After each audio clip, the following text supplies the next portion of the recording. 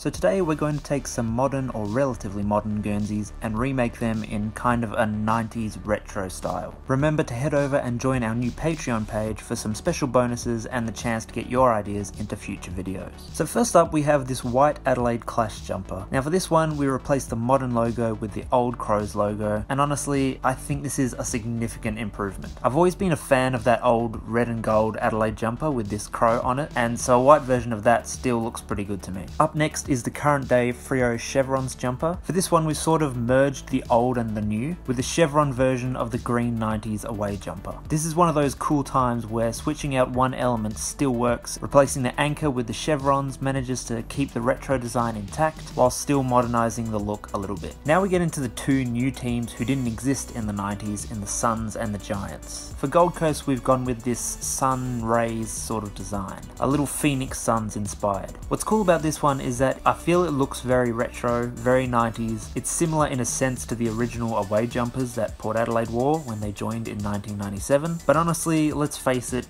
anything is an improvement over the Suns' current Guernseys. For GWS, we've started with their original team GWS jumpers, and what would those look like with the colours GWS ended up with. Now yes, it is just a knockoff of the West Tigers, but they didn't exist until the very end of the 90s, so this is an interesting concept of what if GWS joined the AFL at some point in the 90s. Our next jumper is this white Hawks Clash from the late 2000s and early 2010s. We've taken the retro Hawk from a pre-season jumper Hawthorn wore in the 90s, and I reckon it looks alright. White Clash jumpers really didn't become a thing until the 2000s, so they do look a little out of place in the 90s, and this jumper would probably look better in gold, but I think it still looks decent in the white. Next we've gone for North Melbourne's Argentina Clash jumper. I decided to do an Argentina version of the Bounding Roo for the retro Guernsey. It doesn't look as strong as the classic Bounding Roo, but it's another one of those interesting what would that look like scenarios. So if you guys have any suggestions for modern jumpers you'd like to see given a retro remake, leave those in the comments below, or maybe we'll go the other way around and give some old designs a modern update. Until next time guys, I'll see you later.